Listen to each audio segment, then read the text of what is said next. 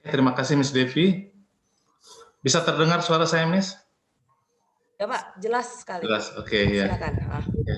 Selamat pagi Bapak Ibu, orang tua siswa atau wali dari siswa baru kelas 10 ya, SMA Kristen Sunudia. Terima kasih Miss Devi sudah membuka pertemuan pada pagi hari ini. Saya berharap Bapak Ibu semua dalam keadaan sehat ya pagi hari ini ya. Puji Tuhan kami juga dalam keadaan sehat Bapak Ibu.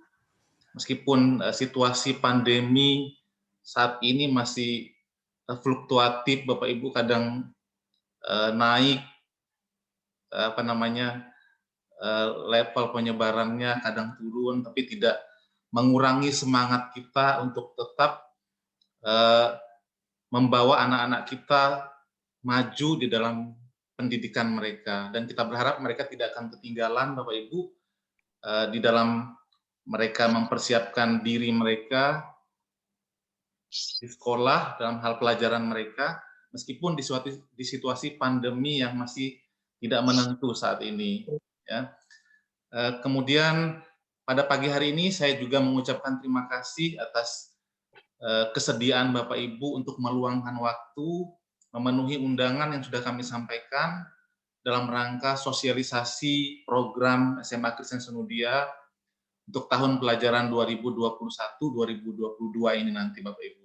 Sekali lagi terima kasih, karena ini bagi kami Bapak Ibu suatu momentum, kesempatan untuk bisa membangun silaturahmi, koordinasi yang baik dengan Bapak Ibu, karena bagaimanapun kami menyadari bahwa kiprah kami, peran kami di dalam dunia pendidikan di sekolah tidak akan bisa berjalan dengan baik, dengan maksimal tanpa dukungan dan kerjasama yang baik dengan Bapak Ibu sebagai orang tua siswa. Jadi kami sangat menghargai, mengapresiasi sekali Bapak Ibu begitu antusias untuk bisa mengikuti sosialisasi pada pagi hari ini sebagai bentuk kerjasama kita di dalam mengembangkan pendidikan khususnya untuk anak-anak kita kelas 10 Bapak Ibu tahun pelajaran 2021-2022 ini. Baik Bapak Ibu, sebelum kita memulai sosialisasi ini, saya akan pimpin kita dalam doa dulu Bapak Ibu. Kita berdoa secara Kristiani Bapak Ibu. Saya pimpin dalam doa. Terima kasih Tuhan Yesus, kami mengucap syukur pagi hari ini karena anugerah Tuhan kami boleh menikmati hari yang baru pada pagi hari ini dan bersyukur untuk kesehatan kekuatan yang Tuhan berikan bagi kami. Meskipun saat ini pandemi masih melanda negeri kami dan dalam keadaan yang penuh ketidakpastian, tapi kami percaya Tuhan masih memberikan kami kekuatan untuk tetap ada sebagaimana kami ada saat ini, dan Tuhan memiliki rencana supaya di tengah-tengah situasi seperti ini kami pun tetap mengandalkan Tuhan, tetap percaya bahwa Tuhan yang memimpin dan memelihara kehidupan kami. Dan saat ini kami akan melaksanakan sosialisasi untuk program-program SMA Kristen Sunudia di tahun pelajaran 2021-2022. Kiranya Engkau yang memberkati kegiatan ini ya Tuhan, memimpin dari awal, pertengahan sampai akhir, memberikan kesehatan, kekuatan bagi kami, memberkati juga peralatan yang kami pakai supaya bisa mendukung kegiatan ini bisa berjalan dengan lancar, dan memberikan juga kesehatan kekuatan bagi semua orang tua siswa kami, supaya mereka juga bisa mendengarkan dan mengikuti kegiatan ini dengan baik, dan bisa menerima informasi secara utuh dari apa yang kami sampaikan dalam sosialisasi ini. Terima kasih Bapak di surga, kami serahkan waktu ini ke dalam tangan Tuhan. Di dalam nama Yesus kami berdoa dan mengucap syukur. Amin. Oke Bapak Ibu, untuk memulai sosialisasi pada pagi hari ini, saya akan share Bapak Ibu slide untuk membantu Bapak Ibu juga untuk bisa mengikuti hal-hal yang saya sampaikan di dalam pertemuan pada pagi hari ini. Saya akan buka dulu filenya.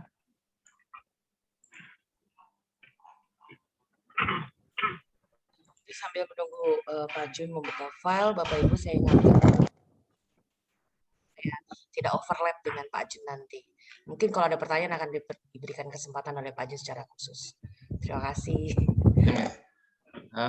Bapak Ibu, sebentar saya akan kirim link daftar hadir Bapak Ibu ya di kolom chat.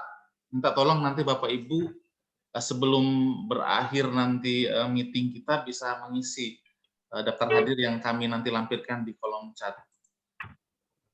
Sebentar Bapak Ibu.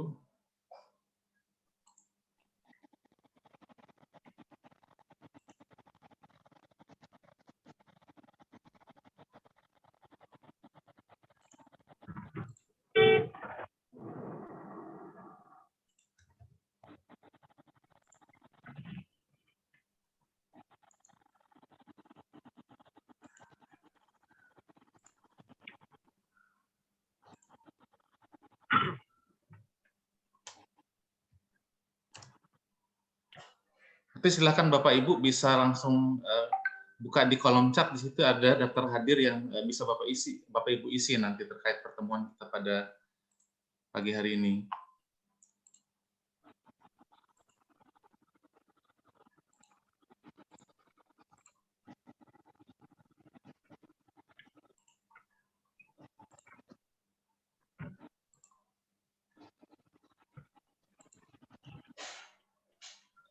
Apakah bisa terlihat Bapak Ibu? Iya, Pak. Oke. Terima kasih Bapak Ibu. Ini hal-hal yang ingin kami sampaikan melalui presentasi pada pagi hari ini. Nah, yang pertama yaitu tentang rencana tahun pelajaran 2021-2022, Bapak Ibu. Nah, pembelajaran tatap muka atau PTM terbatas akan dilaksanakan setelah ada izin dari pemerintah daerah atau gubernur, Bapak Ibu, dan Dinas Pendidikan dan Kebudayaan Provinsi Kalimantan Timur. Nah, beberapa waktu yang lalu, mungkin Bapak Ibu sudah mengisi angket persetujuan atau kesediaan Bapak Ibu untuk mengikuti pembelajaran tatap muka terbatas. Nah, itu kami lakukan sebagai antisipasi Bapak Ibu, kalau nanti situasi memungkinkan untuk melaksanakan pembelajaran tatap muka terbatas di sekolah atau pembelajaran offline di sekolah. Nah, tetapi kami pun tidak akan berani melakukan itu tanpa ada izin atau rekomendasi dari pihak-pihak yang berwenang, yang memahami, mengetahui situasi perkembangan pandemi ini. Nah, jadi posisi sekolah saat ini siap Bapak Ibu untuk melakukan opsi-opsi yang ada, melaksanakan opsi-opsi yang ada, termasuk pembelajaran tatap muka terbatas ini. Kalau memang situasi sudah memungkinkan, pemerintah daerah sudah mengizinkan, kemudian dari Dinas Pendidikan sudah memperbolehkan, kemudian dari Dinas Kesehatan sudah menyatakan bahwa ini memungkinkan, maka kita akan siap laksanakan. Kemudian dari pihak yayasan juga sudah menyatakan memberi izin Bapak Ibu sejauh dari pihak-pihak yang berwenang, tadi pemerintah daerah, Dinas Pendidikan, Dinas Kesehatan mengizinkan untuk melaksanakan itu. Nah, tetapi kami juga mengakomodir mungkin Bapak Ibu, orang tua peserta didik yang tidak setuju untuk pembelajaran tatap muka langsung. Nanti Bapak Ibu, seandainya itu dilaksanakan. Nah, antisipasi kita untuk Bapak Ibu yang tidak setuju untuk putra-putrinya mengikuti PTM terbatas, maka kami akan tetap melaksanakan pembelajaran dengan model blended learning, Bapak Ibu. Nah, blended learning itu nanti perpaduan antara tatap muka online dengan kegiatan di Google Classroom. Jadi kegiatan online juga, tapi tidak tatap muka, menggunakan Google Classroom. Kemudian misalnya di tahun pelajaran baru ini, nanti misalnya ternyata kita belum memungkinkan untuk melaksanakan PTM terbatas, atau dalam hal ini belum mendapat izin dari Pemda, atau dari Dinas Pendidikan Provinsi, atau dari Dinas Kesehatan, maka kita tetap akan melaksanakan pembelajaran jarak jauh, Bapak Ibu, seperti yang sudah berjalan selama ini, dari 1 tahun terakhir ini. Nah, tetapi menggunakan model blended learning namanya Bapak Ibu. Kami menyebutnya model blended learning.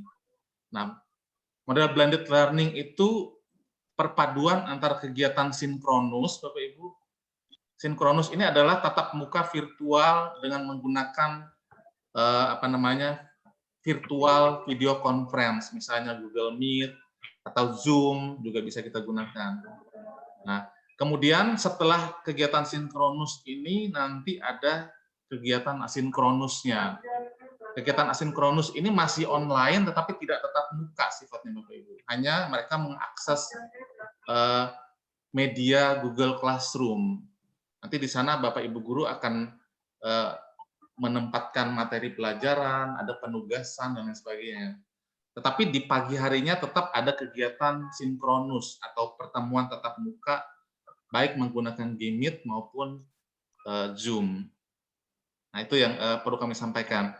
Kemudian seandainya nanti tatap muka itu diizinkan, Bapak Ibu, siswa yang akan mengikuti tatap muka itu akan belajar di sekolah, kemudian yang tidak mengikuti tatap muka itu akan belajar di rumah, tetapi bersamaan, Bapak Ibu.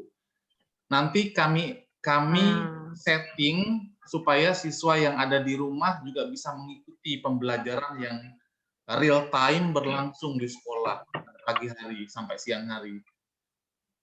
Itu seperti itu Bapak Ibu. Tetapi kalau misalnya PTM terbatas itu tidak diizinkan, ya kita semua belajar dari rumah dengan menggunakan moda blended learning ini tadi.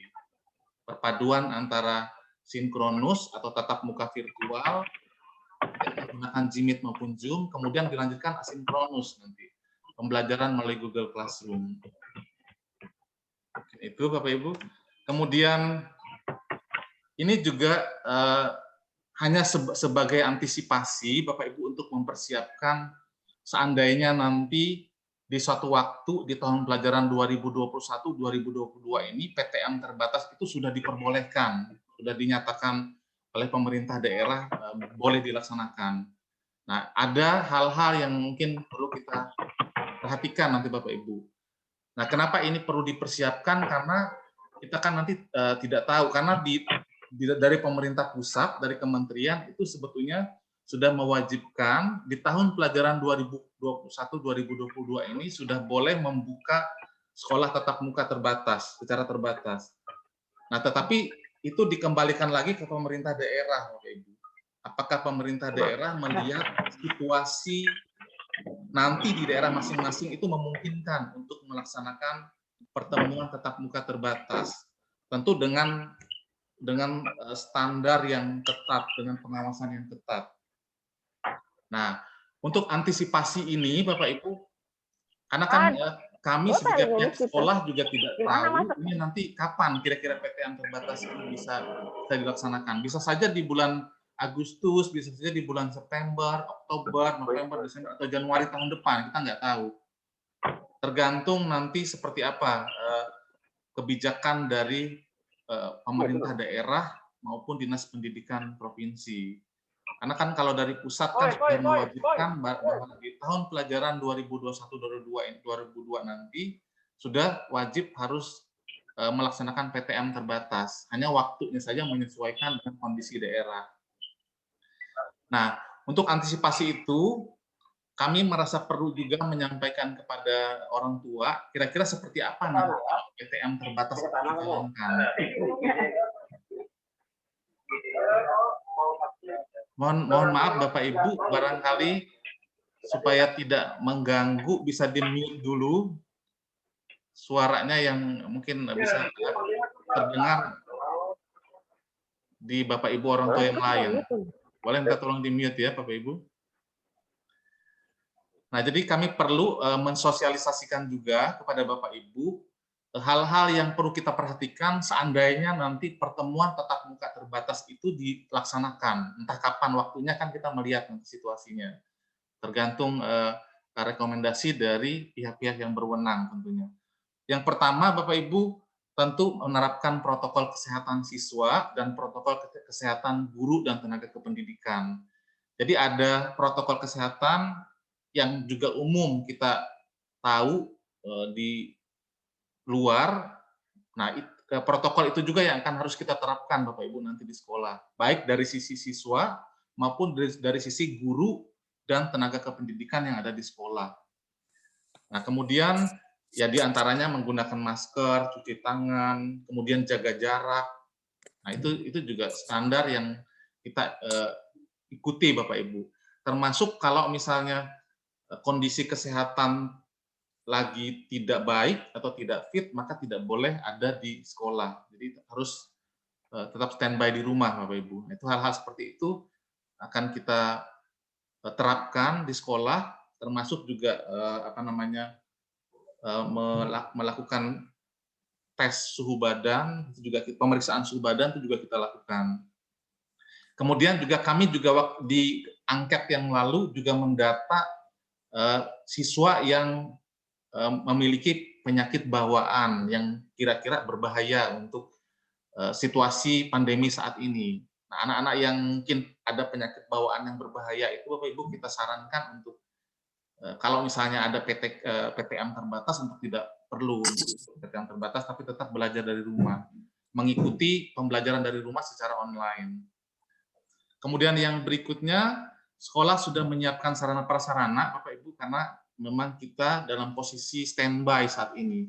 Sudah menyiapkan, kalau misalnya PTM terbatas itu diizinkan, kita siap sudah laksanakan. Kalaupun harus online, kita juga siap menerapkan sistem blended learning yang saya sampaikan tadi. Nah, terkait dengan sarana prasarana ini, sekolah sudah mendukung penyediaan sarana prasarana yang bisa mendukung protokol kesehatan, Bapak Ibu, seperti wastafel untuk cuci tangan, kemudian sanitasinya, kemudian toilet jongkok juga kita siapkan dalam kondisi yang tentu kita pantau kebersihannya. Setiap hari selalu dilakukan penyemprotan dengan desinfektan, Bapak Ibu. Kemudian pengaturan ruang kelas terbuka. Jadi kita kalau tatap muka itu ada nanti, maka kelasnya dalam posisi terbuka. Dan kita tidak akan menyalakan AC, tetapi ruang kelasnya baik pintu, jendela semua dibuka. Kemudian maksimum 15 tempat duduk dengan jarak minimum 1,5 meter. Ini sesuai dengan standar yang ditetapkan oleh Kementerian Pendidikan, Kementerian Kesehatan, kemudian juga kementerian-kementerian yang lain yang kemarin sudah menerbitkan peraturan 3 menteri, Bapak Ibu. Kemudian kita juga menyiapkan termogan, kemudian hand sanitizer, spanduk yang mewajibkan bahwa area itu adalah area yang wajib masker, kemudian poster-poster peringatan untuk jaga jarak, kemudian tanda penunjuk arah juga kita siapkan, Bapak Ibu. Jadi siswa yang datang itu tidak boleh bersamaan arah atau jalurnya dengan siswa yang pulang. Jadi kami bikin koridor sendiri, kami menyediakan jalur sendiri, sehingga tidak ada kerumunan dan memastikan bahwa siswa akan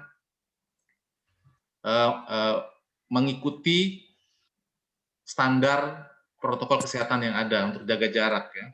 Kemudian tanda-tanda penunjuk untuk toilet dan lain-lainnya juga kami siapkan.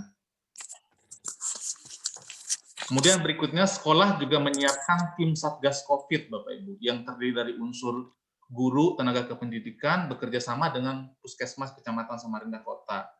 Jadi guru juga kita persiapkan untuk mereka menjadi bagian dari tim satuan tugas COVID-19 di sekolah. Nah, guru-guru ini nanti yang akan memantau, mengontrol bagaimana pelaksanaan PTM terbatas di sekolah, kalau itu nanti sudah diizinkan. Ya. Nah, mulai dari di depan sekolah ketika siswa datang, bagaimana guru mengatur, memastikan bahwa siswa turun pada titik yang sudah ditentukan. Kemudian mencuci tangan, menggunakan masker, kemudian juga melakukan pemeriksaan suhu badan. Nah, kemudian memastikan juga tetap menjaga jarak sampai masuk ke dalam kelas. Dan di kelas juga tetap menjalankan protokol kesehatan yang ada. Kemudian seluruh guru dan tenaga kependidikan berstatus sudah divaksin COVID-19 lengkap. Jadi saat ini semua guru dan tenaga kependidikan kita sudah divaksin COVID-19. Kita berharap ini menjadi salah satu juga tameng yang akan memperlengkapi guru-guru untuk nanti kalau PTM terbatas itu sudah diizinkan supaya lebih siap untuk mengikuti itu atau menjalankan itu. Kemudian kalau PTM terbatas itu sudah diizinkan, maka pelaksanaannya maksimal 3 kali seminggu, Bapak Ibu, untuk tahap pertama. Di maksimum 4 jam. Jadi rencana paling lama itu dari jam 8 sampai jam 12. Atau kalau misalnya nanti kita lihat terlalu maksimum yang 4 jam ini, kita di dalam pelaksanaannya hanya 3 jam, dari jam 8 sampai jam 11, seperti itu. Kamu tahu kuncinya yang mana? Kemudian tidak ada operasional kantin dan kegiatan olahraga, Bapak Ibu, karena memang ini tidak diperbolehkan selama masa pandemi.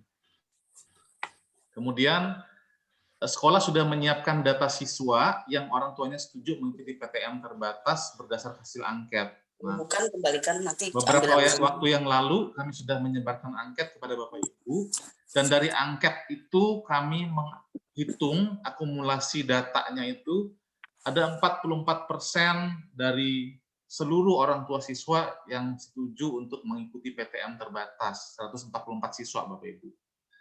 Nah, tetapi saya garis bawahi juga bahwa ini masih dalam tahapan antisipasi kita, Bapak Ibu, ya, karena saat ini kan masih belum ada izin untuk melaksanakan ini. Tapi paling tidak kita sudah punya data. Kalau misalnya situasi sudah memungkinkan, kemudian pemerintah daerah sudah memperbolehkan, nah kita sudah punya data orang tua yang bersedia untuk PTM terbatas. Kemudian orang tua yang setuju PTM terbatas diwajibkan membuat surat pernyataan. Nah, nanti itu akan kita laksanakan pada saat yang tepat, Bapak Ibu. Kalau memang sudah ada kepastian, kita memang sudah diizinkan untuk melaksanakan pembelajaran tatap muka terbatas, pembelajaran offline. Kemudian data siswa yang mengikuti PTM terbatas akan diperbaharui. Ini maaf, bukan 2 bulan, Bapak Ibu. Saya belum ubah tadi. Kalau misalnya nanti, seandainya misalnya bulan Agustus sudah diizinkan untuk PTM terbatas, sekolah sudah membuka PTM terbatas. Nah, kalau misalnya awalnya putra-putri Bapak Ibu atau Bapak Ibu tidak setuju untuk ikut PTM terbatas ini dan memilih online misalnya. Tetapi dalam 1 minggu berjalan, mungkin Bapak Ibu berubah pikiran karena melihat situasinya memungkinkan, Bapak Ibu mengusulkan kepada sekolah untuk ikut bergabung ke kegiatan PTM terbatas di sekolah misalnya. Itu akan bisa kita akomodir Bapak Ibu, tetapi kami juga akan melihat nanti kira-kira kuotanya yang untuk di sekolah ini memungkinkan tidak. Karena kan untuk di SMA ini ketentuan dari pemerintah itu maksimal 18 orang dalam satu kelas, Bapak Ibu. Nah, di Sunodia sendiri kita menetapkan 15 saja. Jadi kalau masih memungkinkan di dalam kuota itu yang kita akan fasilitasi. Tidak harus menunggu 2 bulan, mungkin 1 minggu pun sudah oke, Bapak Ibu. Nah, tapi itu wacana atau rencana kalau ini sudah diizinkan, Bapak Ibu, ya. Sekali lagi itu saya garis bawahi. Nah, kemudian yang berikutnya, awal masuk sekolah tahun pelajaran 2021-2022 yang awalnya dimulai tanggal 12 Juli, nah seyogianya kan minggu depan, Bapak Ibu, hari Senin, diundur menjadi tanggal 19 Juli, Bapak Ibu, tahun 2021. Nah, alasannya karena mulai tanggal 8 lusa, Bapak Ibu, besok, ini guru rencananya akan melaksanakan kegiatan pelatihan atau in-house training terkait dengan kurikulum Merdeka Belajar. Ini pelatihannya akan melibatkan seluruh guru, sehingga tidak memungkinkan kalau tahun pelajaran baru itu sudah kita buka pada tanggal 12 Juli. Jadi kita undur menjadi 19 Juli 2021, Bapak Ibu. Jadi itu yang perlu kami sampaikan kepada Bapak Ibu. Kemudian bagian yang berikutnya terkait program sekolah penggerak, ini juga perlu kami sampaikan kepada Bapak Ibu. Nah, mulai tahun pelajaran 2021-2022 ini, SMA Kristen Sunodia terpilih sebagai sekolah penggerak, Bapak Ibu. Jadi ini satu satu prestasi juga bagi sekolah ketika secara nasional kita terpilih untuk menjadi penyelenggara atau pilot project atau percontohan untuk melaksanakan kurikulum baru, yaitu yang namanya kurikulum Merdeka Belajar, Bapak Ibu. Nah, khusus untuk siswa baru kelas 10, nah ini juga menjadi alasan kenapa secara khusus Bapak Ibu orang tua siswa kelas 10 kami undang secara khusus di grup ini, di Zoom ini. Tidak mengikut sertakan orang tua kelas 11 dan 12 karena supaya fokus Bapak Ibu, kami juga menjelaskan mengenai kurikulum baru, kurikulum Merdeka Belajar yang kita ditunjuk sebagai sekolah yang pertama sebagai contoh untuk melaksanakan kurikulum ini. Nah, namanya kurikulum Merdeka Belajar, Bapak Ibu. Nah, nanti yang putra-putri Bapak Ibu akan menjadi bagian dari percontohan ini untuk kurikulum baru ini, Bapak Ibu. Nah, kemudian perlu saya sampaikan juga esensinya apa sih sebenarnya Bapak Ibu kurikulum Merdeka Belajar ini yang akan sekolah terapkan di tahun pelajaran baru ini, dan nanti putra-putri Bapak Ibu lah yang menjadi nanti subjeknya di dalam kurikulum ini, penerapan kurikulum ini. Nah, esensinya adalah pembelajaran dirancang dan dilaksanakan sesuai kemampuan, karakteristik, bakat, dan minat siswa untuk mencapai tujuan pembelajaran. Jadi ini poin pentingnya Bapak Ibu di dalam kurikulum ini. Kurikulum ini mengakomodir kebutuhan pembelajaran yang bisa melihat kemampuan siswa itu secara real. Karena kemampuan siswa itu berbeda-beda ya Bapak Ibu ya. Ada yang proses belajarnya itu lambat, ada yang sedang, ada yang cepat. Nah, kita sebagai sekolah akan mengakomodir kebutuhan itu. Yang lambat, kita akan tetap layani sesuai dengan tingkat belajarnya yang lambat, Bapak Ibu. Jadi tidak kita paksakan harus jalan cepat seperti yang lain yang sesuai cepat. Kemudian yang sedang, yang tinggi juga kita sesuaikan. Tetapi tanpa melakukan tanpa mengedepankan eksklusivitas. Jadi tetap membaur siswa-siswa sehingga mereka tidak merasa bahwa kemampuan mereka yang berbeda-beda menjadi alasan untuk mengkotak-kotakan mereka. Tidak, tetap mereka harus dibaurkan.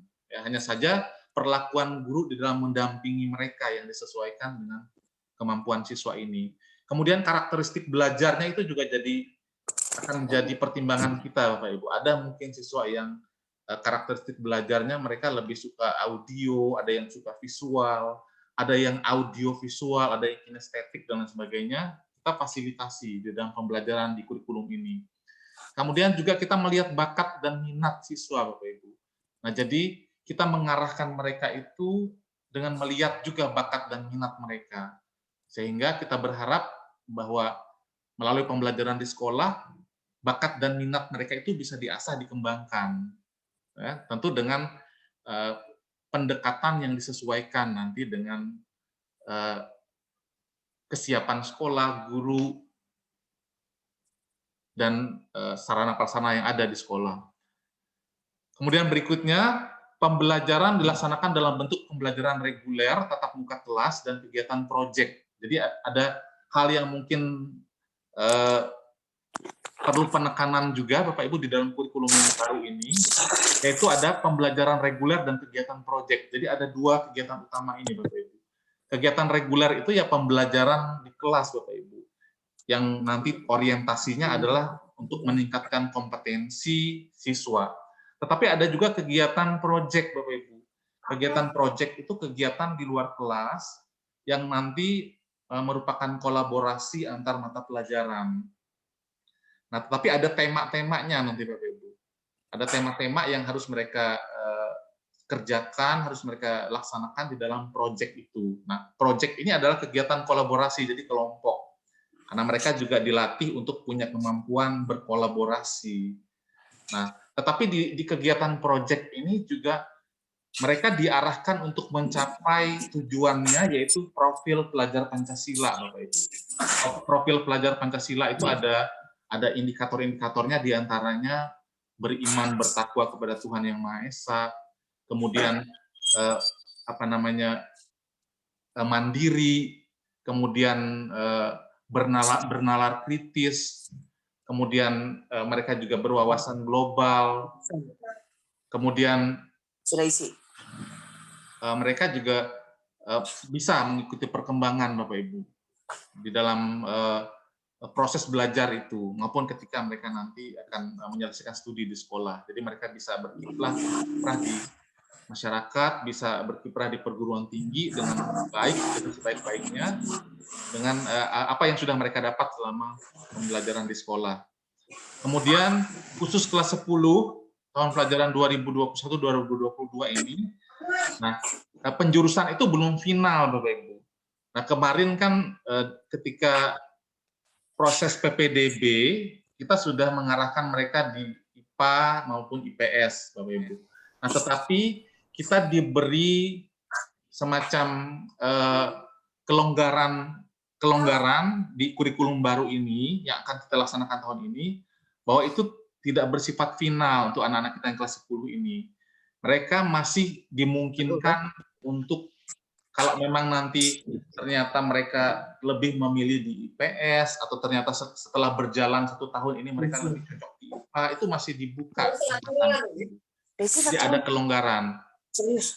Nah, terkait dengan kelonggaran itu, mungkin ada sedikit hal yang mungkin perlu kami sampaikan kepada Bapak Ibu. Nah, untuk kelas 10 ini meskipun kemarin sudah kita pisah jurusannya itu di MIPA maupun IPS, tetapi yang di MIPA masih kita fasilitasi untuk tetap ada pembelajaran IPS-nya Bapak Ibu. Tetapi itu pembelajaran yang tidak kita prioritaskan Bapak Ibu, tapi tetap ada. Jadi untuk mengantisipasi kalau nanti mereka merasa tidak mampu di IPA, mereka tetap bisa pindah ke IPS dan mereka sudah mengikuti IPS itu di pembelajaran kelas 10. Nah, yang kelas 11 IPA juga, kelas 10 IPA juga sama. Nah, kalau mereka ternyata tidak mampu di IPA mau pindah ke IPS, mereka juga sudah disiapkan untuk pindah ke IPS. Yang IPA yang IPS juga sama. Ternyata mereka kurang cocok di IPS mau di IPA dan kemampuannya bisa di IPA. Jadi mereka boleh. Nah, makanya di IPS tetap kita ada pelajaran IPA, Bapak Ibu. Di IPA juga ada pelajaran IPS. Nah, tetapi mungkin Bapak Ibu bertanya-tanya seperti apa bukunya. Karena kemarin kan mereka sudah beli buku IPA dan buku IPS. Nah, tidak masalah Bapak Ibu tetap aja itu. Nah, untuk yang jurusan MIPA, untuk bisa mereka belajar IPS, nanti sekolah akan siapkan sumber belajarnya. Tidak perlu membeli buku lagi. Tetap pakai siapkan buku jurusan IPA saja, tapi nanti sekolah yang memfasilitasi sumber belajarnya atau bukunya yang bisa mendukung untuk yang IPS. Kemudian yang IPS juga sama. Tetap kita fasilitasi sumber belajarnya atau bukunya yang bisa mendukung mereka belajar IPA. Kalau nanti di pertengahan mereka ternyata menyadari bahwa oh ternyata saya lebih pas di IPA ini. Nah, itu Bapak Ibu. Nah, kebijaksanaan ini oleh pemerintah itu didasari oleh pengalaman Bapak Ibu beberapa tahun ini, bahwa kelas 10 itu sebetulnya belum siap kalau harus permanen dijuruskan. Mereka kan baru lulus dari SMP yang belum punya pengalaman untuk memilih jurusan, Bapak Ibu, peminatan. Dan mereka mungkin belum punya gambaran ketika nanti mau lulus dari SMA itu mau kuliah di bidang apa, mau menekuni jurusan apa, belum ada terpikir. Jadi di kelas 10 inilah nanti mereka diberi kesempatan untuk mempersiapkan itu. Tentu melalui diskusi dengan orang tua, diskusi dengan guru BK di sekolah, dengan pihak sekolah. Dan mereka juga bisa merasakan nanti ketika pembelajaran, oh ternyata selama 1 tahun saya belajar ini ternyata saya lebih pas di IPA atau lebih pas di IPS. Nah, itulah pemikiran yang melandasi kebijaksanaan untuk memberikan kelonggaran Bapak Ibu untuk terkait peminatan ini. Jadi nanti tidak bersifat final, tapi mereka masih bisa pindah jurusan di kelas 11. Oke Bapak Ibu, kemudian berikutnya yang perlu kami sampaikan terkait dengan uang sekolah, ini juga perlu kami sosialisasikan Bapak Ibu, untuk SPP per bulan 860.000, kemudian untuk kelas 10 tahun pelajaran 2021-2022 ini akan ada nanti dibebankan uang kegiatan dan perlengkapan. Nah, kalau SPP itu kan per bulan, kalau uang kegiatan dan perlengkapan ini 1 kali 1 tahun, Bapak Ibu. Nah, tetapi ini ini uang kegiatan dan perlengkapan ini belum mengakomodir kegiatan ekskul, karena memang ekskul kan memang tidak diperbolehkan dalam situasi pandemi ini, jadi masih belum masuk. Nah, totalnya 250.000 per tahun untuk kelas 10. Nah, uang kegiatan dan perlengkapan ini dipakai untuk kegiatan retreat online, kemudian kegiatan OSIS, pembinaan prestasi, pembuatan kartu pelajar, map rapor, kertas rapor, dan fotokopi ulangan. Jadi itu peruntukannya untuk uang kegiatan dan perlengkapan ini. Hanya 1 kali dibayar dalam 1 tahun. Kemudian poin yang ketiga, Romawi 3, penjualan perlengkapan sekolah. Nah, penjualan buku teks pelajaran, kemudian seragam sekolah itu dibuka kembali tanggal 12 Juli, Bapak Ibu. Di bagian penjualan lantai 1. Jadi, bagi Bapak Ibu yang mungkin putra-putrinya belum membeli buku teks pelajaran, kemudian seragam sekolah, itu bisa membeli di sekolah mulai tanggal 12 Juli 2021. Kemudian berikutnya lagi Bapak Ibu, untuk seragam sekolah, ini juga perlu kami informasikan kepada Bapak Ibu, untuk seragam sekolah di SMA, itu ada 3 seragam plus 1 seragam olahraga Bapak Ibu yang harus disiapkan. Yang pertama itu kemeja putih plus celana atau rok abu-abu, itu standar, nanti akan dipakai setiap hari Senin dan Rabu. Kemudian kemeja kotak-kotak, celana atau rok putih itu akan dipakai setiap Selasa dan Kamis. Kemudian ada seragam pramuka itu hari Jumat. Nah, untuk seragam olahraga, memang kita punya jadwal untuk itu Bapak Ibu setiap olahraga. Tetapi untuk masa pandemi ini masih belum memungkinkan untuk kita pakai karena olahraga tidak boleh dilaksanakan. Oke. Bapak Ibu, nanti bahan ini akan kami share juga ke Bapak Ibu, filenya akan kami share, jadi mungkin kalau Bapak Ibu mungkin belum mencatat tidak masalah, karena ini kan kami bagikan juga nanti kepada Bapak Ibu. Nah, kemudian yang berikutnya kalender pendidikan Bapak Ibu. Nah, ini saya akan buka. Mohon maaf Bapak Ibu, apakah ada kendala untuk absensinya tadi? Apakah bisa dibuka? Miss Devi bisa dibuka nggak, Miss? Tidak bisa, Pak. Tidak bisa. Tidak bisa ya? Oke, Bapak Ibu. Ini Pak Jun, maaf. Ya? Mungkin akses settingnya, kan Bapak pakai dari akun belajar ya? Iya, iya. Di settingnya Pak, jangan untuk kementerian aja, yang bisa semuanya. Itu aja. Bapak Ibu, sementara nanti di sesi tanya jawab, Miss Devi ambil alih dulu sebentar, Miss ya. Iya, Pak. Saya buka coba yang pengaturannya untuk ya, setting aja kok, dibuka aja. Oke, saya buka dulu untuk kalender pendidikan Bapak Ibu ya. Ini masih bisa terlihat ya Bapak Ibu ya, tampilan sharing saya. Nah, Bapak Ibu ini mohon maaf, ini yang saya tampilkan ini belum diralat, nanti kami akan ralat dulu, nanti kami akan juga bagikan ke Bapak Ibu nanti, kalender ini Bapak Ibu. Bulan Juli ini kan tadi diundur ke tanggal 19 Bapak Ibu untuk mulai hari pertama kita di tahun pelajaran 2021-2022 ini. Sehingga nanti untuk kelas 10, untuk putra-putri Bapak Ibu, kegiatan MPLS itu dilaksanakan mulai tanggal 19 Bapak Ibu. Jadi tanggal 19 Juli, jadi minggu yang depannya lagi.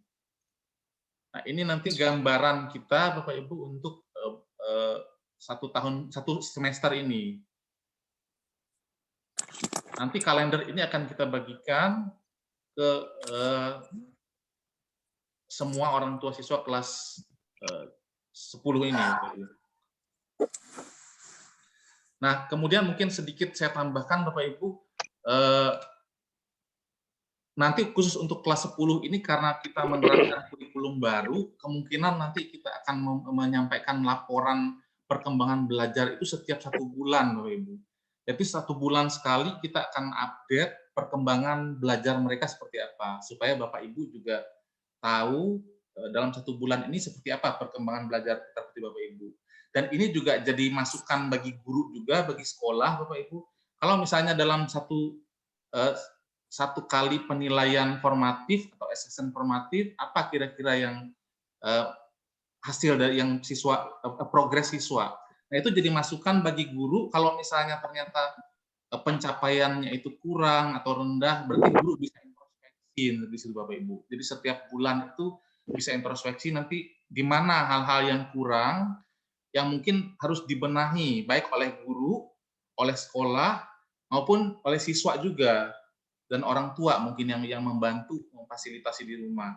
Nah, itu yang kami harapkan dari laporan bulanan ini sehingga tidak ditumpuk sampai satu semester. Jadi tiap bulan sudah tahu kita apa yang kalau dia kurang ini apa kriteria yang salah atau apa yang perlu dibenahi.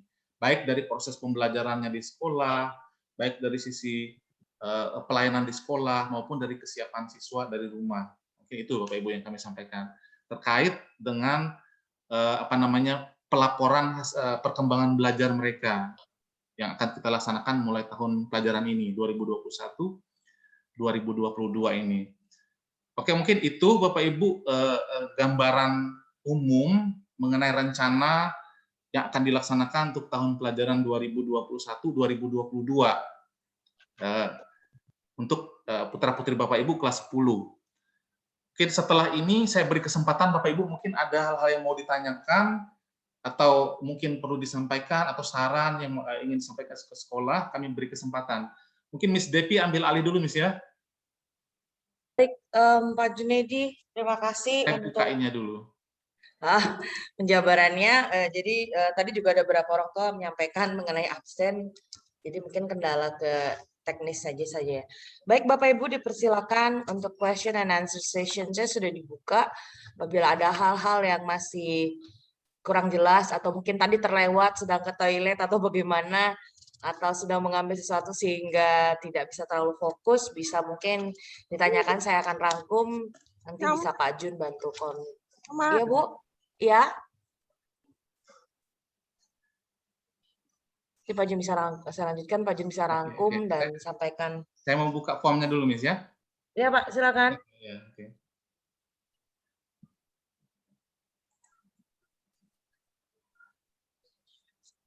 Silakan Bapak Ibu mengenai persiapan, mungkin seragam atau yang lain-lainnya bisa ditanyakan. Selamat pagi Bu Dermes.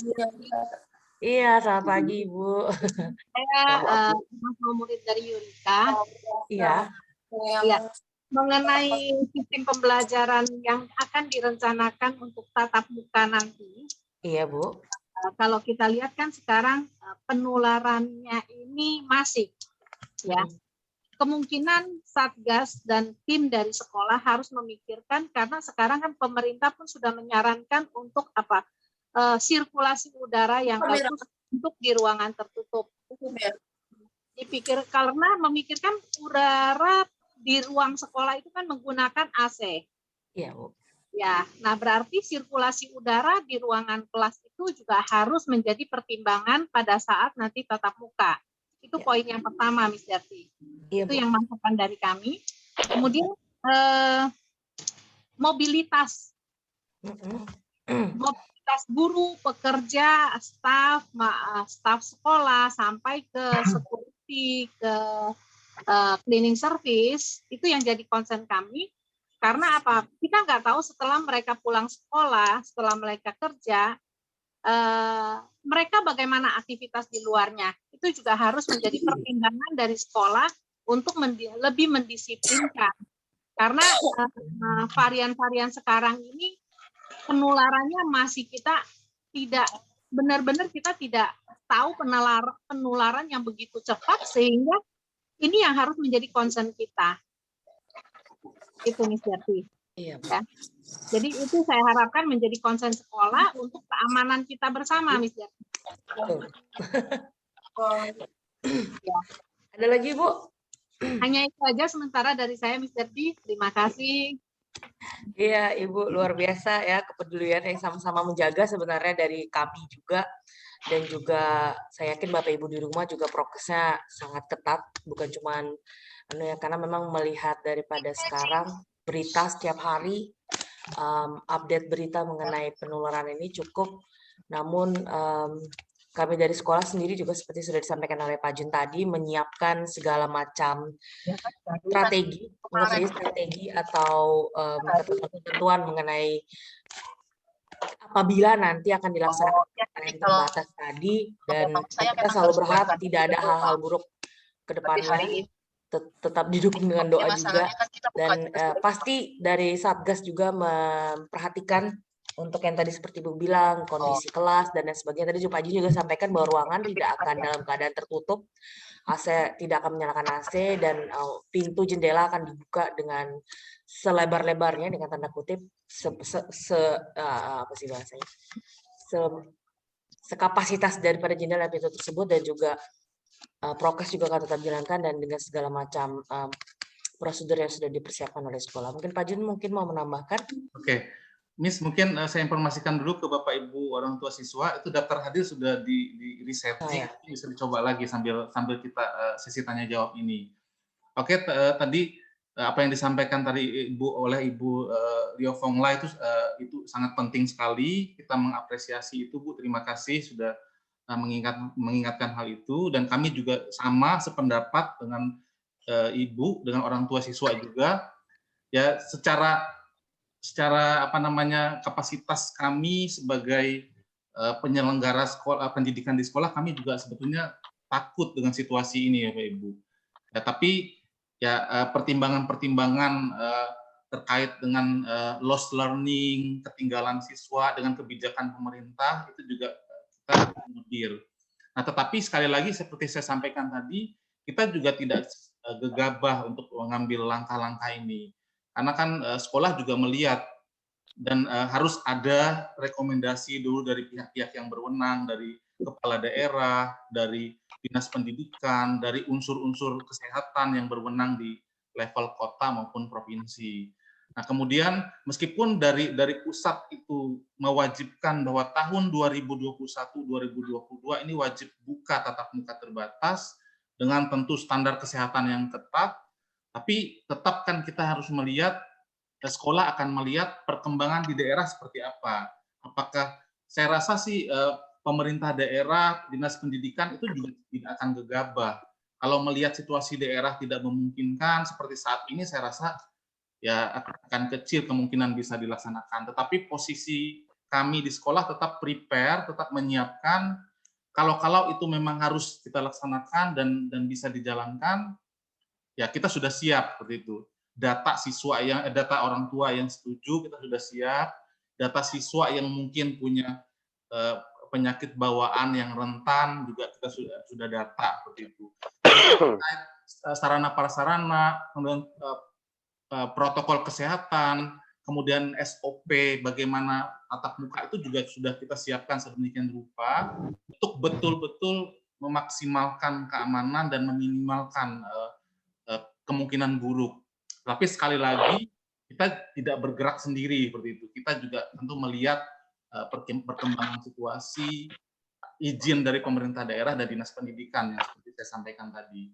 Jadi posisi kita ini di sekolah dalam posisi standby, mempersiapkan segala kemungkinan. Kalaupun ini bulan Juli ini kita belum bisa laksanakan karena mungkin situasi ini masih grafiknya naik lagi, tetap kita siapkan model blended learning itu Bapak Ibu. Tadi kegiatan sinkronus maupun asinkronusnya. Itu yang perlu saya tambahkan, ya. Sekali lagi, apa yang disampaikan Ibu Rio Fongla itu kami berterima kasih sekali, itu sangat penting sekali, masukan yang berharga bagi kami. Oke, terima kasih. Ada lagi mungkin Bapak Ibu yang lain? Silakan, Miss. Mungkin dari saya, Pak. Ya, boleh. Silakan, Bu. Ya, saya dari orang tua Kevira. Ya, Bu.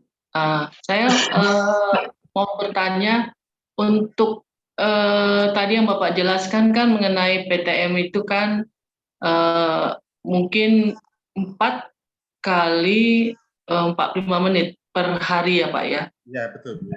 Nah, dan yang online di rumah juga demikiankah Pak? Ya, sama Bu. Jadi sama. Pada saat tatap muka di sekolah, misalnya kan, ini dalam satu hari 3 jam dari jam 8 sampai jam 11 Bu, pelaksanaan pembelajaran di sekolah. ada misalnya 10 siswa yang di dalam kelas. Nah, guru juga mengajar di dalam kelas. Nah, pada saat yang bersamaan, siswa yang di rumah juga mengikuti secara online pembelajaran yang berlangsung di kelas itu. Ya, yang saya mau tanya begini, berarti hanya 3 atau 4 pelajaran per hari ya Pak ya? Iya, Bu. Kita sudah setting jadwalnya supaya bisa terakomodir sesuai dengan waktu itu. Waktu 3 sampai 4 jam tadi maksimal dalam satu hari. Nah, sisanya kita manfaatkan dengan kegiatan asinkronus Bapak Ibu yang ada di Google Classroom nanti. Google Classroom. Ya, Maksud saya begini Pak, dengan waktu yang sangat minimal itu, apakah bisa tersampaikan ilmu yang diberikan ke anak-anak itu dalam apa ya? Mereka ini kan sudah SMA begitu ya. ya. Maksud saya saya kan sudah pengalaman di sekolah sebelumnya itu, kebanyakan itu guru-guru itu malas untuk Zoom gitu ya, sehingga mereka hanya mengasih di Google Class gitu tanpa ada penjelasan yang maksimal ke anak-anak. Apalagi ini sudah di masa SMA gitu Pak. Betul Bu, saya mengerti yang Ibu maksud itu, dan kami mungkin ini perlu saya sampaikan juga ke Bapak Ibu yang lain, memang sudah mempersiapkan kegiatan sinkronusnya Bu. Jadi tidak hanya tahun pelajaran yang akan datang ini aja, sebelumnya sudah kami jalankan juga. Jadi tetap kami laksanakan pembelajaran sinkronus itu meskipun dari rumah, Bapak Ibu. Jadi menggunakan video conference gitu, virtual video conference. Jadi melalui Zoom atau Gmeet, guru tetap mengajar, tetap muka langsung. Jadi tidak dilepas hanya mengerjakan tugas di Google Classroom. Tetap ada kegiatan diskusi, ada pembelajaran secara tatap muka. Jadi seperti belajar di kelas. Hanya saja ini kan medianya kita menggunakan media video conference, bisa Google Meet atau Zoom. Jadi tetap Ya, ada penjelasan. Baik Pak. Terus satu kan, kadang kan guru kan mengasih tugas melalui Google Class ya. Ya, terkadang itu hanya diberi gitu, karena saya sudah pengalaman di sekolah swasta yang lain, hanya diberi tapi tidak pernah dikoreksi, tidak pernah diberi nilai, tidak pernah bagaimana itu bisa didiskusikan begitu, sehingga anak-anak yang tidak mengerti bisa paham melalui penjelasan guru, tidak hanya dikasih tugas tapi tidak ada realisasinya. Betul Bu, saya setuju dengan Ibu. Nah, makanya di sekolah kita juga sudah berjalan untuk antisipasi seperti itu, Bu. Jadi setiap guru ketika ada tugas yang diberikan itu sifatnya harus bersifat pendalaman untuk siswa bisa menguasai kompetensi pelajaran, Bapak Ibu. Jadi tidak hanya dibiarkan berhenti sampai tugas yang mereka kerjakan terus dianggurkan saja, tidak, Bu. Jadi akan ada koreksi dari guru dan akan dibawa lagi masuk ke dalam pembelajaran untuk dibahas lebih lanjut. Jadi kesulitannya apa, mungkin tantangannya apa siswa dalam mengerjakan itu dibawa ke dalam proses pembelajaran sinkronusnya, akan dibahas lagi. Nah, makanya tugas itu kita setting harus tugas yang betul-betul akan meningkatkan penguasaan mereka terhadap pelajaran itu, penguasaan mereka terhadap kompetensi pelajaran itu. Itu yang kita garis bawahi Bapak Ibu dari pembelajaran kita. Jadi harus berorientasi pada pencapaian kompetensi siswa seperti itu. Baik Pak, dari saya cukup. Ya, terima kasih Bu atas masukannya, luar biasa sekali Bu. Ya, terima kasih Bu. Silakan Miss, mungkin ada lagi Miss. Ya Bapak Ibu, ada lagi yang mau mungkin disampaikan, kayak seperti tadi ada Ibu Liong, kemudian Bapak Ibu yang lain yang sudah menyampaikan sedikit. Maaf Bu, mau bertanya. Silakan Ibu. Saya Ibu Cindy, ibunya Noah. Saya mau menanyakan, apabila memang ada onsite dan offsite dan online, ini untuk ulangan maupun UTS ujiannya bagaimana Pak? Ada perbedaan atau apa bagi mereka? Pasti kan keadaan ini kita sudah tahu bagaimana mereka untuk yang online bagaimana, yang nanti di sana bagaimana, merasa tidak adil atau bagaimana Pak? Nah itu aja Pak. Oke Bu. Saya mungkin respon dulu, Miss ya. Ya, Pak, silakan. Devi bisa menambahkan juga nanti mungkin kalau ada yang perlu ditambahkan. Oke, terima kasih Bu untuk penilaian melalui ulangan dan lain sebagainya, atau kita menyebutnya sebagai asesmen formatif, Bu. Nah, sebetulnya itu bagi sekolah nanti fungsinya adalah untuk mengukur kemajuan belajar siswa, Bu. Jadi orientasinya itu bagaimana guru bisa tahu perkembangan belajar siswa. Nah, dari hasil asesmen formatif itu baik ulangan atau mungkin kuis atau penugasan, nah guru bisa melihat oh siswa ini sudah menguasai tidak kompetensi yang seharusnya mereka kuasai sampai pada level ini misalnya. Nah, dari situ nanti guru bisa melihat oh ternyata siswa ini masih kurang. Nah, guru juga menganalisis kekurangannya ini kenapa? Mungkin karena metode pembelajaran gurunya, atau mungkin ketidaksiapan materinya, atau siswa ini mungkin tidak siap pada waktu itu jadi bahan analisis, Bapak Ibu.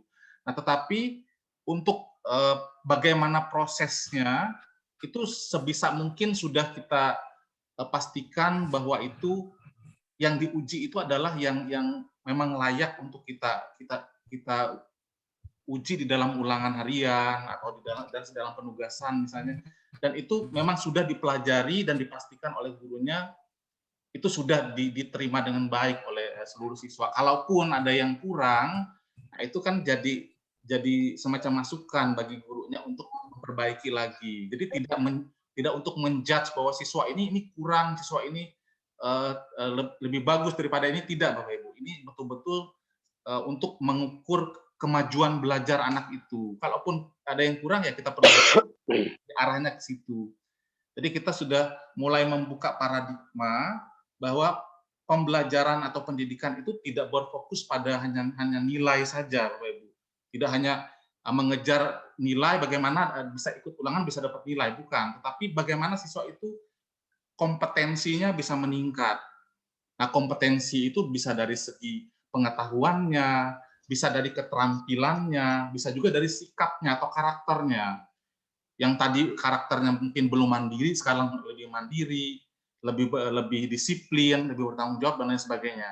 Kemudian dari pengetahuannya juga bisa mencapai pengetahuan yang diharapkan. Nah, kalaupun itu nanti kurang, tidak sesuai, itu akan dievaluasi, ini di mana. Makanya tadi saya sampaikan, kita upayakan untuk laporan itu bisa disampaikan setiap bulan kepada orang tua, supaya orang tua juga tahu progres dari anak-anaknya, dan bisa nanti menganalisa ini kan sekolah pasti akan komunikasikan nanti melalui wali kelas. Ini kurang di sini dalam hal ini mungkin karena ini, jadi bahan evaluasi bersama dengan orang tua siswa. Mungkin seperti itu, Bu. Jadi akan kita sesuaikan, Bu, untuk ulangan itu sesuaikan dengan situasi nanti.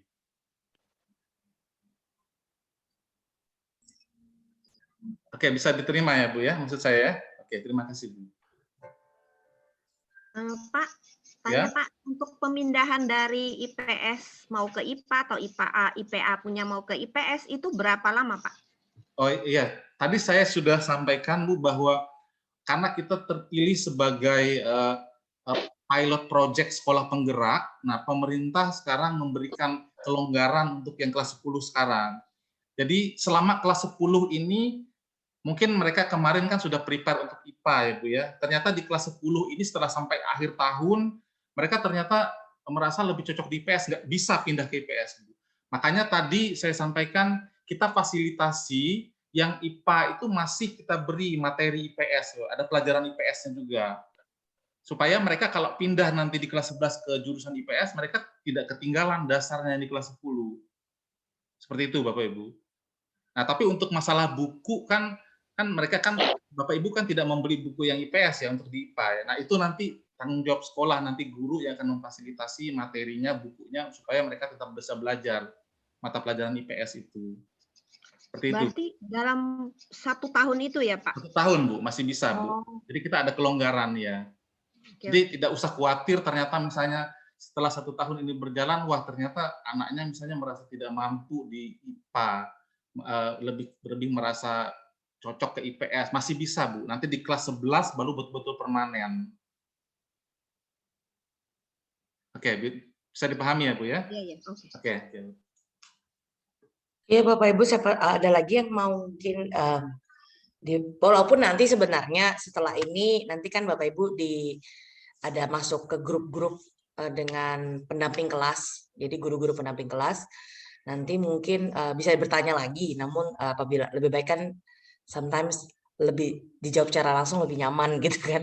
Tapi nanti masih bisa dibuka kemungkinan kesempatan untuk bertanya di grup-grup kecil tersebut nanti bersama dengan guru yang ada di situ. Nanti guru tersebut juga akan menyampaikan ke sekolah supaya mendapat respon yang baik dan sepantasnya. Ada lagi Bapak Ibu? Untuk absen apakah masih ada yang belum bisa akses? Tadi barusan ada sih Pak yang WA saya Pak. Masih belum bisa infonya, tapi Bu Dwi bilang sudah bisa. Mungkin Bapak Ibu yang lain, apakah sudah bisa diakses absennya?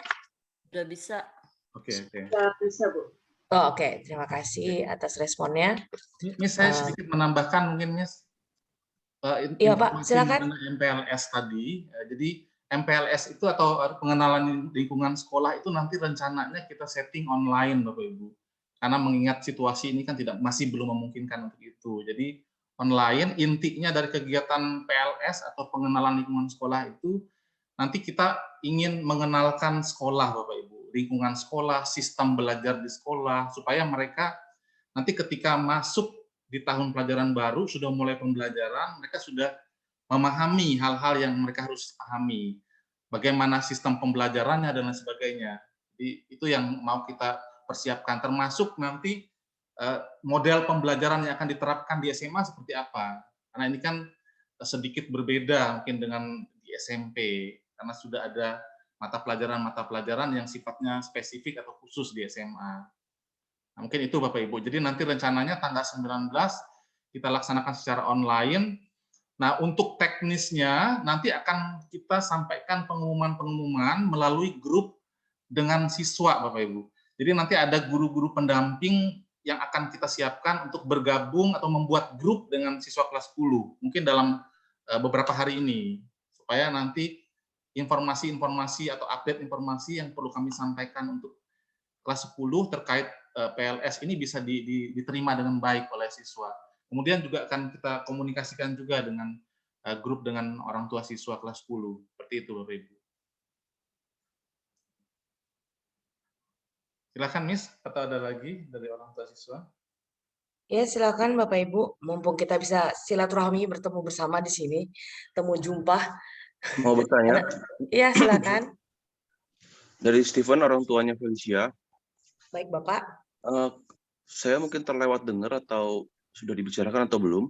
Tadi sempat ada pertanyaan dari orang tua tentang ventilasi. Nah, apakah filtrasi kayak filter HEPA itu udah masuk dalam SOP-nya pembukaan sekolah? Sudah ada dalam SOP atau belum? Oh, filter udara Pak Jun. Oh ya, oke. Sejauh ini memang belum ada Pak. Cuma dengan masukan Bapak mungkin itu jadi usulan kita ke yayasan. Kalau memang belum ada, saya sangat mendorong sih. Karena sudah dari tahun lalu itu dibahas dan sekarang studinya sudah ada. Bahwa filter ditambah dengan masker itu sangat efektif untuk mencegah penularan indoor. Kalau tanpa filter, hanya mengandalkan masker dan indoor, meskipun berjarak, tapi kalau ruangannya tertutup, dipastikan kita nggak bisa untuk menangkal yang varian Delta ini. Memang kan karena varian Delta ini kan infonya lebih ganas ya Pak ya? Iya, lebih mudah menular. Iya, betul. Mereknya sudah banyak sekarang, nggak harus merek Sharp yang mahal, sudah ada merek Samsung atau apapun juga. Ukurannya juga macam-macam sesuai ukuran ruangan. Oh iya. Kalau mungkin kita di Indonesia secara resmi itu sangat lambat ya mengadopsi hal baru. Tapi kalau kantor-kantor swasta itu sudah banyak yang adopsi ini. Iya. Di sini. Oke, Pak. Terima kasih, Pak. Jadi catatan penting, Pak. Ya, terima kasih Bapak. Luar biasa sarannya. Nanti bisa disampaikan langsung ke yayasan untuk penyediaan alat filter udara di ruangan-ruangan sehingga ya. Double protection, Miss, ya, selain masker. Betul, double protection, betul Pak. Terima kasih Bapak Steven. Ya, Bapak Ibu yang lain silakan apabila memang ada saran lagi seperti barusan disampaikan Pak Steven ataupun juga masukan-masukan bagi kami, ya kita berusaha melakukan prevention, pencegahan daripada pengobatan ya, jangan sampai. Dalam nama Tuhan Yesus kita semua sehat sih.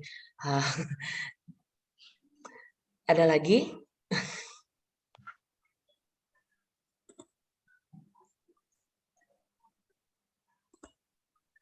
Atau mungkin masih banyak yang malu-malu. Jadi tapi nanti kita akan tetap share materi ini nih ke orang tua ya, siswa. Ya. Ke siswa dan juga ke grup orang tua ya. Ya, jadi betul. Akan di-share kembali. Jadi ya, tadi saya termasuk kalender pendidikan tadi. Ya, oke. Izin, Pak. Ya, silakan. Dari orang tua Fenisia Wijaya, Fenisia Christine Wijaya, kalender pendidikannya itu salah. Ini di depan tadi dibilang tanggal 19, yang di sini tanggal 12 ya? Ya, betul, Pak. Nanti kami akan ralat, belum Pak. Dirubah? Ya, nanti kami rubah dulu, baru nanti kami share ke orang tua siswa. Ya, itu saja, Pak. Oke, terima kasih, Pak. Terima kasih, Pak. Ya, Bapak Ibu yang lain. Terima kasih. Ada lagi mungkin yang mau disampaikan? Temuan kita sudah sekitar 1 jam.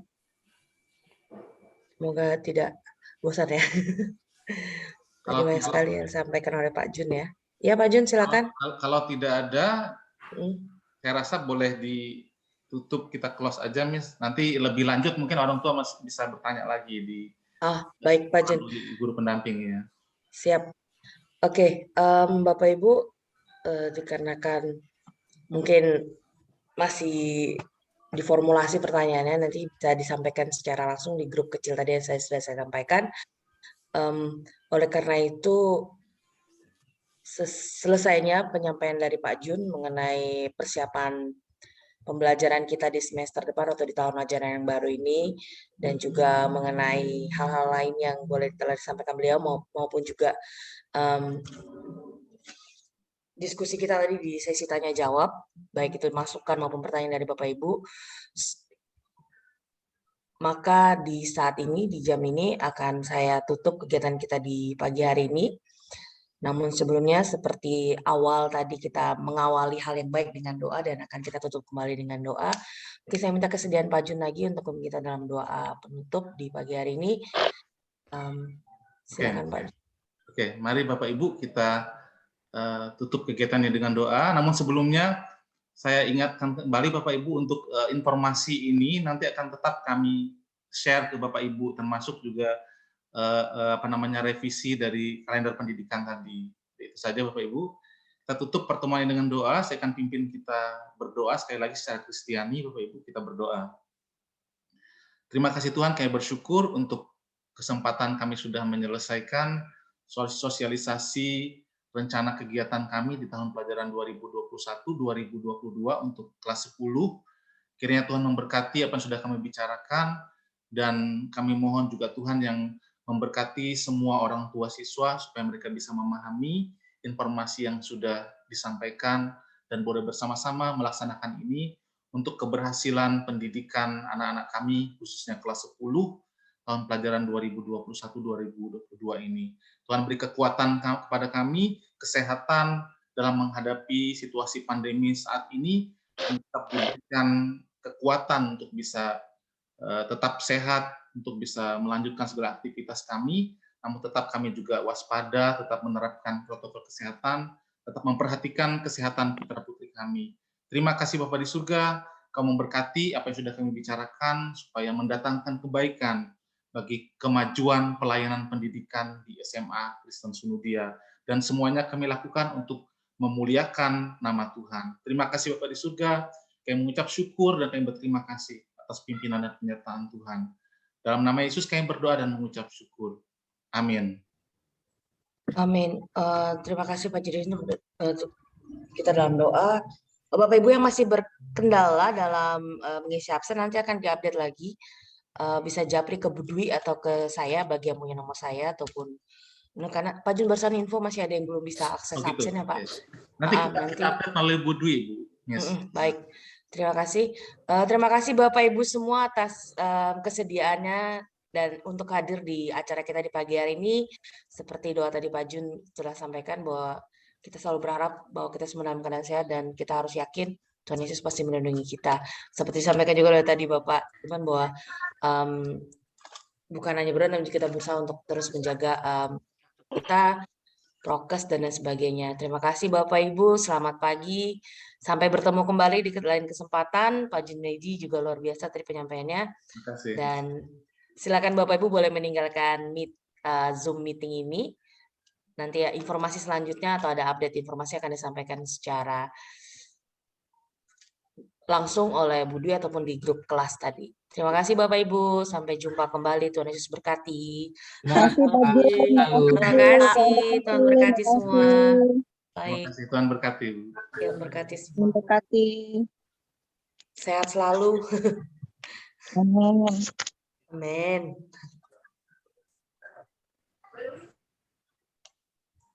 Ada Buder.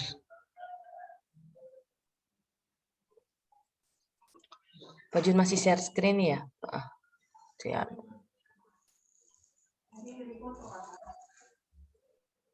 Terima kasih semua. Direkam ini. Ya, Pak Jun sudah recording.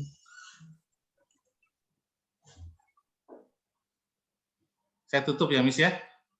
Baik, Pak Jun, Bapak Ibu, sekali lagi terima kasih atas kehadirannya. Tuhan Yesus berkati semua. Tetap sehat selalu ya, Pak Jun juga dan guru-guru yang lain. Oke, Bu. Miss. Terima kasih, Pak. Terima kasih, Bu. Tuhan memberkati semua, tetap sehat Bapak Ibu.